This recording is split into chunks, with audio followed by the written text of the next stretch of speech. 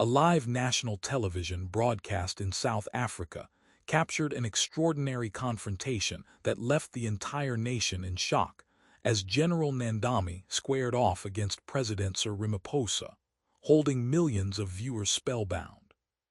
What began as a routine press briefing quickly escalated into something no one could have anticipated.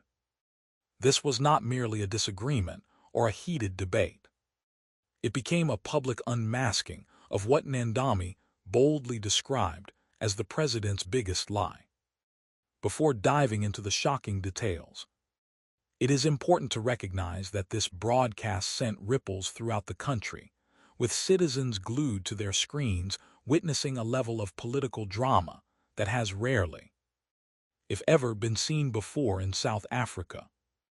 Before we continue, please like the video and subscribe to the channel. The press briefing was initially scheduled to be calm, formal, and tightly controlled, taking place at the Union Buildings in Pretoria. The stated topics were government projects and national security subjects that typically invite careful, measured commentary rather than explosive revelations. However, the mood in the room shifted dramatically the moment General Boysie stepped up to the microphone. The general, exuding confidence and authority, addressed the president directly. His words were not those of a subordinate offering measured critique. Instead, they came from a man determined to speak the unvarnished truth to power. "Mr. President, enough of the speeches, enough of the spin. South Africans deserve the truth," Boysie declared, his voice slicing through the silence that had fallen over the hall. The weight of those words was palpable. According to Boysie, President Ramaphosa had deliberately misled the public regarding the allocation of funds intended for national security upgrades and public safety infrastructure.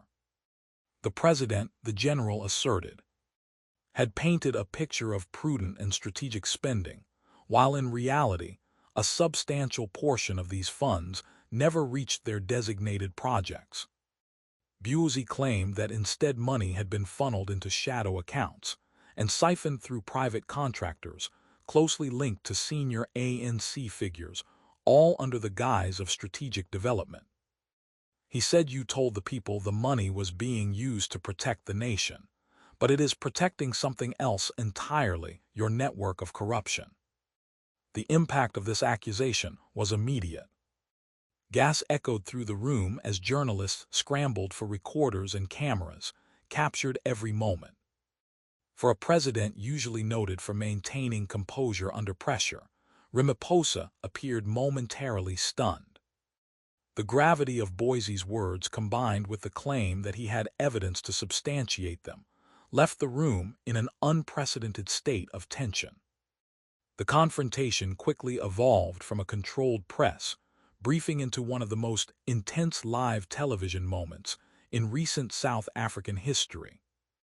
Attempting to defend himself, Ramaphosa responded to Boysie's accusations with a mix of indignation and authority. "General, you are out of line," he stated, striving to steady his voice. "I will not tolerate the spreading of unfounded rumors during a national broadcast." But Boysie did not relent. From his briefcase, he produced a folder which he claimed contained documentation of falsified reports, secret transfers, and financial maneuvers that contradicted the president's public statements. Holding the folder aloft, Boysie emphasized, "You can call it a rumor, but this is the truth that you have been hiding. The nation will see this, whether you like it or not." As the tension escalated, the room descended into controlled chaos. Reporters shouted questions, security personnel closed in on the podium, and presidential aides scrambled to contain the unfolding crisis. Yet the cameras captured every second, broadcasting the spectacle live to the nation. Within minutes, clips of Boysie's fearless confrontation flooded social media, going viral across multiple platforms.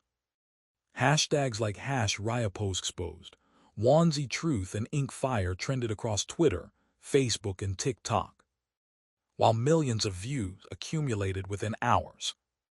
Citizens from across South Africa voiced their reactions online, with many describing the moment as transformative. A rare instance of someone directly challenging the highest office in the land with credible claims. Social media commentary reflected a deeply divided public. Some held Boise as a hero for standing up to a president they felt had